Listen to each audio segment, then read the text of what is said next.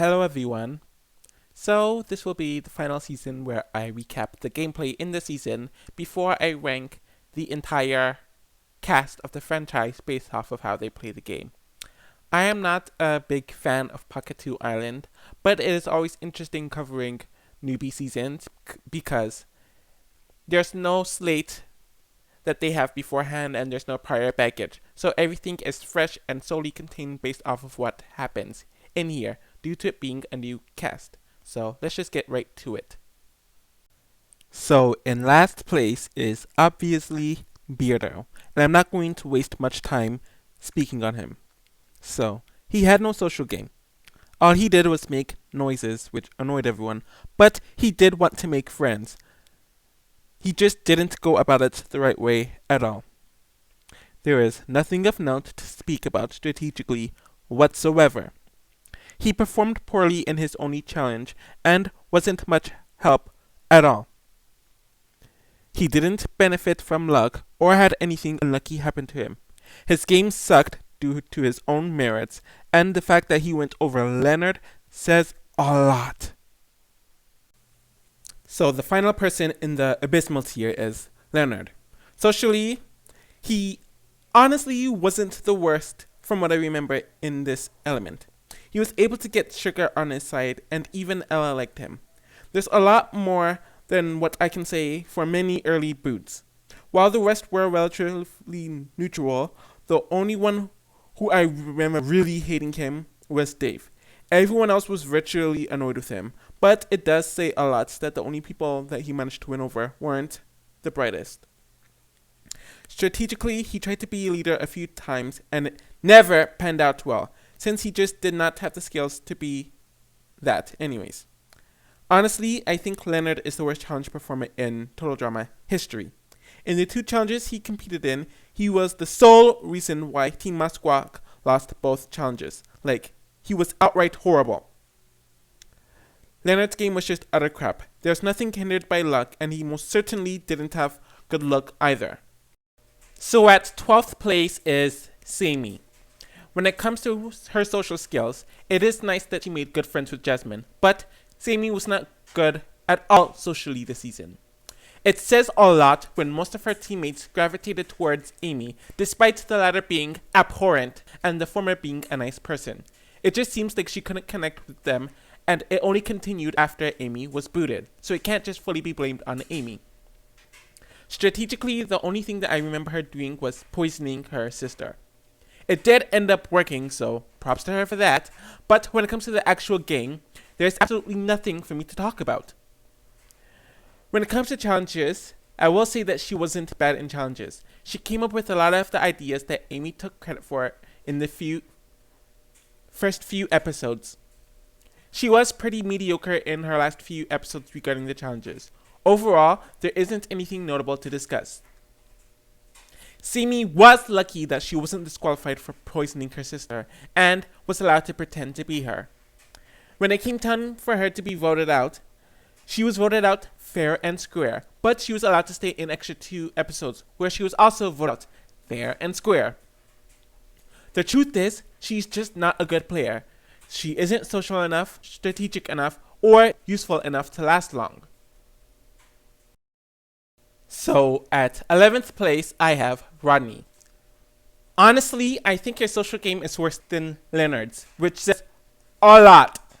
He's in love with Scarlett, Amy, and Jasmine, but he can barely speak proper words to any of them. And it's not like he bonded with the guys either. So he struggled on both elements. He never got close with anyone throughout the season, and he couldn't hide behind others to blend in. He would have been the obvious first boot on his tribe if the twins never imploded on themselves. There was literally nothing there for me to talk strategically about him. He didn't focus on the game and didn't show any inclination to potentially care about the game or how to handle it. He never decided to go under the radar. He never decided to be an outright comp beast or be a strategist. When it comes to challenges, I know he blew it on the last challenge for Team Kinosewak in episode 4, but I don't remember him being notable in challenges in either direction. Just from that alone, I will say that he's a mediocre competitor at best in challenges. Ronnie did not benefit from luck, nor was he hindered by luck. I think he's only above the others because he was not booted in his first ceremony, and he wasn't outright poor in challenges. So the final person in my bad tier is Max. I know with Alejandro last season, I mentioned that a high placement doesn't necessarily equal that you're a good player, and Max is a bigger/better example of this. He was atrocious socially, not only because he barely interacted with anyone but Scarlett, but he's just a horrible person to deal with, and almost everyone he comes across with is annoyed by his presence, outside of Sugar for one episode. He manages to make it through the first 3 Kinesiwak vote-outs because there are others who are worse socially than he was, but it doesn't mean that he was good. Strategically, literally his entire plot is coming up with a bunch of evil schemes/devices and failing at all of them. He barely focuses on the game in itself to even come up with strategic moves anyways. There's nothing there. When it comes to challenges, I remember Max doing well in the episode 8 challenge, since it involved babies, and he was a babysitter, if I remember that correctly. But he was a poor performer in almost every other challenge outside of that, so he was overall a poor performer in challenges. When it comes to luck, Max was very lucky in one case, but very unlucky in another case. So he was very lucky to make it past episode 6. He lost in the challenge and was voted out, and it was announced. Like, everybody knew he was going to get voted out. But Ella being disqualified caused his elimination to be cancelled. I've mentioned in the past that some people are still booted despite someone else getting booted, but Max was allowed to stay.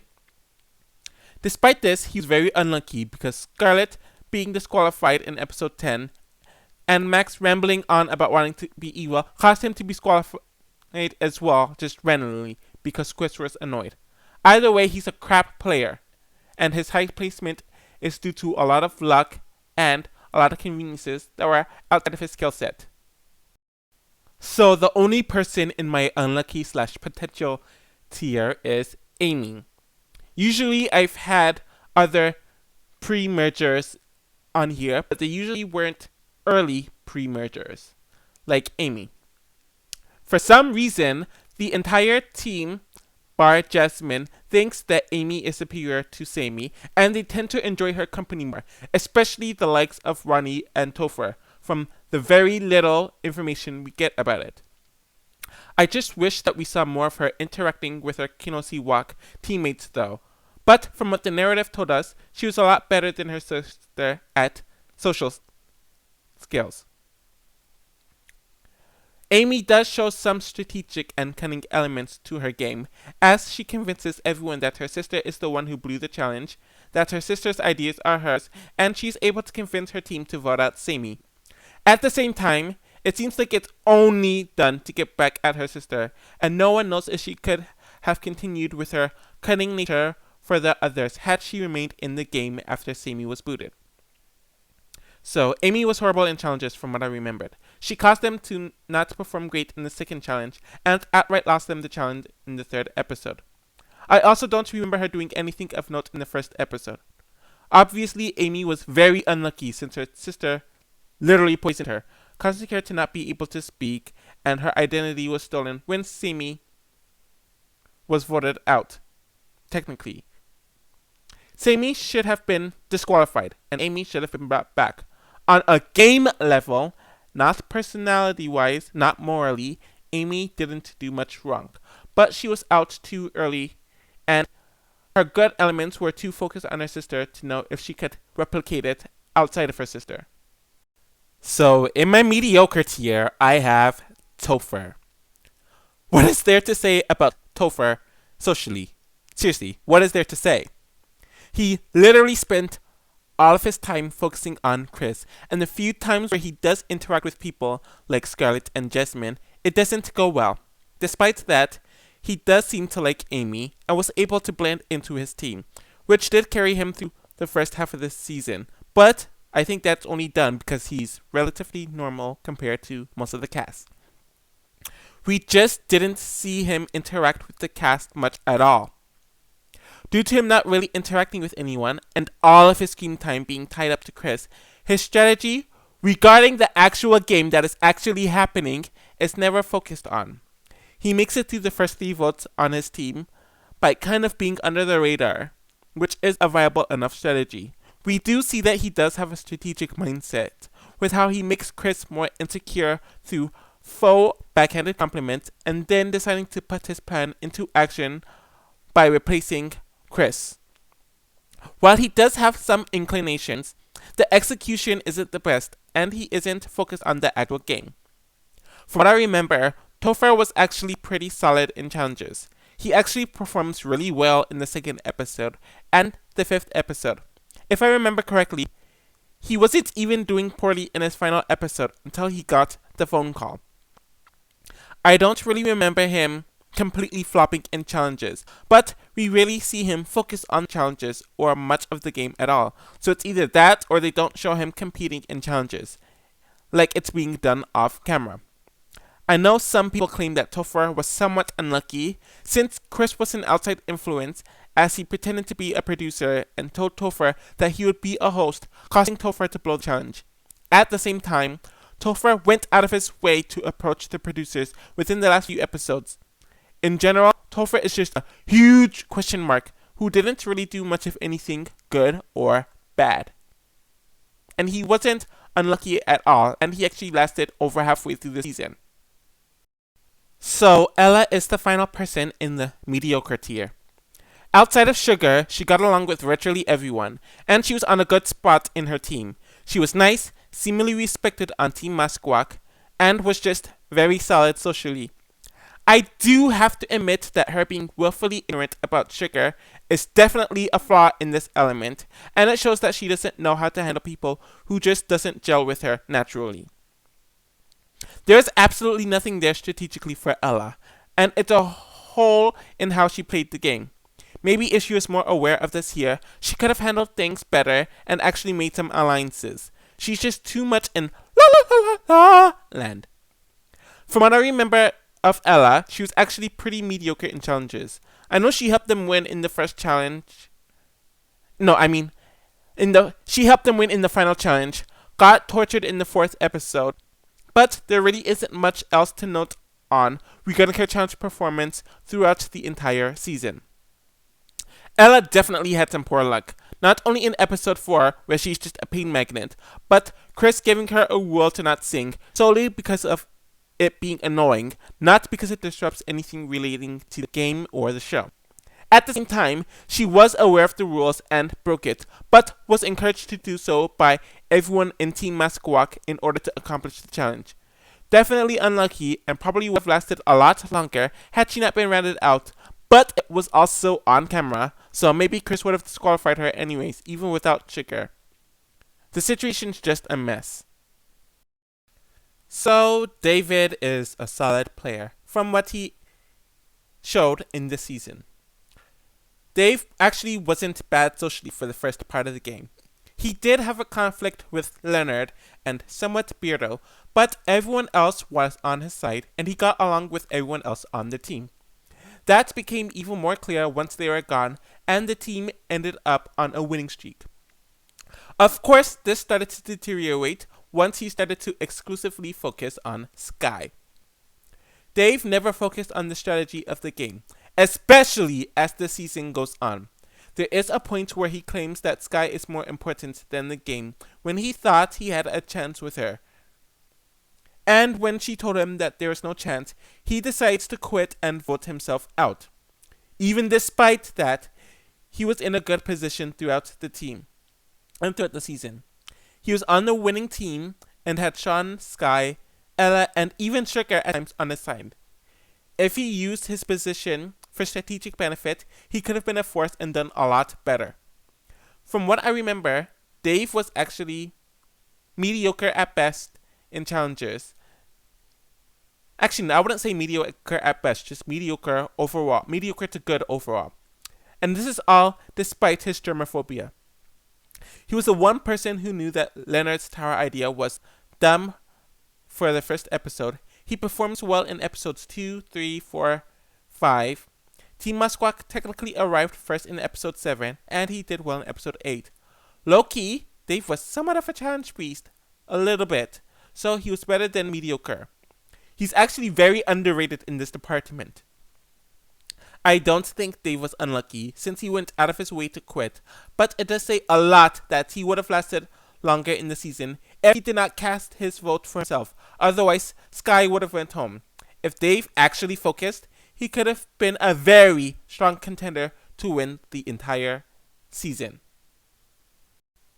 So, of course, Scarlett is an evil sociopath, and a lot of sociopaths are actually pretty good socially.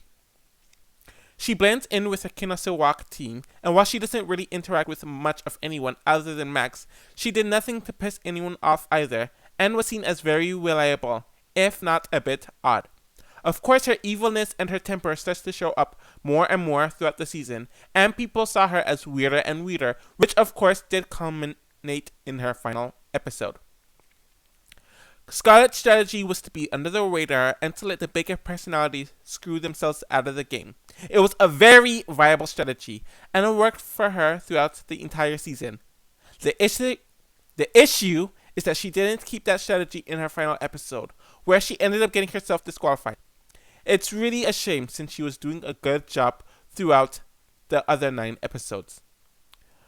I actually remember Scarlett doing pretty well in the challenges, like in episode 2, episode 3, episode 5, and was doing well in episode 8 before Topher screwed it all up.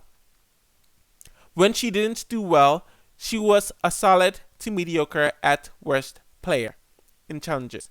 Her physicality is actually very underrated for someone who's only known for her smarts. When it comes to luck, Scarlett decided to go sitcom evil and took herself out of the game antics.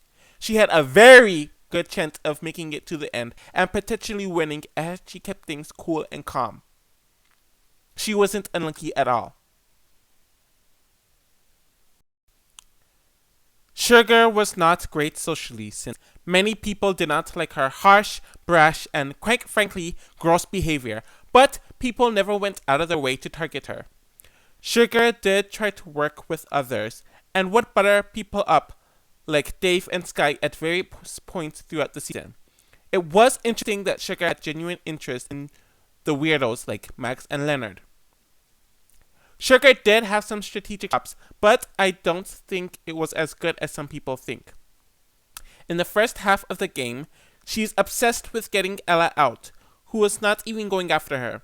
She was successful in getting rid of her, so she is successful at executing ideas and plans. She did get Jasmine out by pushing the tree and splitting the most powerful couple ever. Still, she isn't the most strategic person compared to the other antagonists, so she does come off as a bit underwhelming. And even some of her strategies are a bit awkward at best and not very focused. From what I remember, Sugar's actually pretty good in challenges. I know she won Team Musquack the challenge in episode 6, did well in episode 5, that she won for them, and also won the first 2 merge challenges for herself. She did start to stumble during the end of her stay in her final 2 episodes, but you could argue that she was just against better competitors. Overall, Sugar was pretty good in challenges. You could say that she benefited from being on the winning team, so her social flaws were overlooked. But being on the winning team is a lot of work. I know for a fact that she barely escaped the final 4, and the pushing a tree thing was very contrived. So at third, I have Skye. Skye was great socially from what I remember.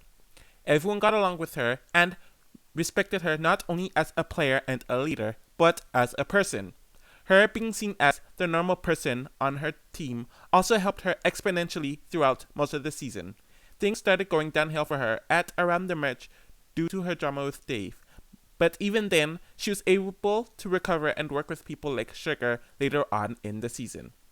From what I remember, Skye was not very strategic. What I know about her thoughts about the game is that she just wants to win, win, win. To be fair, she does that fairly well since she was on the winning team. Skye did alienate Dave at the merge and it almost caused her to go home, but she did align with Sugar later on due to everyone else being a pair, and it worked for a bit before Sugar turned on her. For the most part, Skye executed her strategy of winning well throughout the season. She was able to survive a last-minute swap, for goodness sakes, onto Team Kinosiwak. When it comes to challenges, Skye was pretty good in challenges, and was a major proponent in all of the wins Team Masquak had throughout their duration. She also won the challenge in episode 10 while performing strongly in challenges that she didn't end up winning. It is her strongest asset, with it not coming off as unrealistic or a plot armor as an excuse to save her, when she would have otherwise gone home.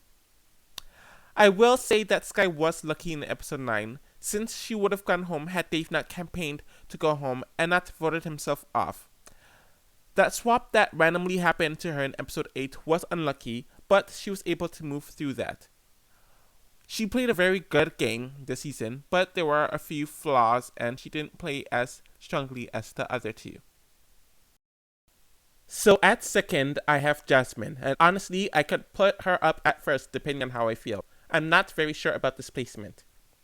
So, Jasmine herself admitted that she has a hard time making friends in her everyday life, and we saw some of that in the season, since she had some off social cues and comes off as intimidating to many people on the show. Luckily for her, Team Kinosiwak was filmed with socially inept and creepy weirdos that overshadowed her social flaws. She did make friends with Simi, Sean of course, and even befriend Skye at some point throughout the season. She even knows how to deal with people like Scarlett throughout the season as well. It seemed like Jasmine's strategy was just to be a team leader, and it actually worked, despite her team losing sometimes. Due to her being a leader and also being a bit intimidating, it causes her to never really be targeted throughout the season. Of course, this is going to backfire once it got to the end, and when she got with Sean, since there was no one else for her to hide behind. From what I remembered, Jasmine was always good in challenges, and whether they won or lost, she was a strong performer throughout most of the challenges in the first part of the season. She did lose the challenge in episode 5 due to her being distracted by Sean, and it cost her to be in the bottom 2 during that vote. Also, she did win the merge challenge, which I actually forgot about. I don't recall Jasmine benefiting from luck, but she was hindered by luck with Sugar conveniently being able to push a tree and being strong/heavy enough to do that, causing Jasmine to be eliminated in the final 4. She could have easily owned the season, or won it and made the finals had things not happened the way they did in the final 4. Overall, a very good player, though there are some flaws.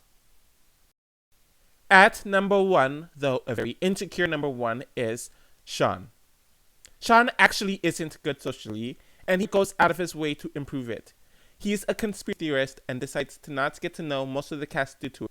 His lack of a social game never hinders him because he's a winning tribe and has other weirdos like Leonard, Biro, Ella, and Sugar on his tribe. So he was able to hide behind the other weirdos, and there's only one merge vote throughout the entire season. I think it's his biggest weakness overall through the season, and he won in spite of his not good social game. While it isn't good, I can't say that he's a bad social player as well, if that makes sense, since he is a generally nice person who didn't really have conflicts with anyone. Strategically, Sean got in the good graces of people like Dave and Skye, so he was in a good position on Team Masquak. It also helps that they win a lot, so they make it to the merge. His anxiety and being a conspiracy theorist keeps him on his toes, meaning that he's relatively flexible with anything that could have happened or anything that did happen in the season. Though he does take it too far in episode 5 and almost gets himself disqualified due to it. So, I'm not going to spend a bunch of details on this, but Sean's challenge prowess is his strongest element in the game, easily. He played a huge part in many of the challenge wins on Team Masquak, and he won the last 2 immunity challenges of the season.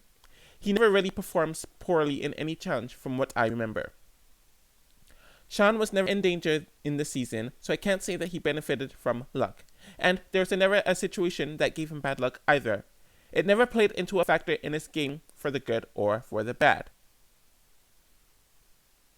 So here's my ranking of the Pahkitew players and how they played the game throughout the season.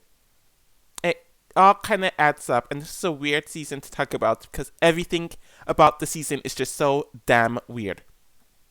So after this, I'm going to make a long video talking about all of the TD players and rank them based off of their gameplay.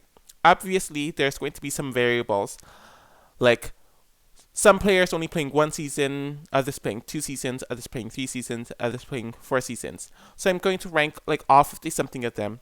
And then I'm probably going to talk and review the seasons, or talk about more Big Brother gameplay videos, and of course make some Big Brother compilation videos, since that was and still is my bread and butter.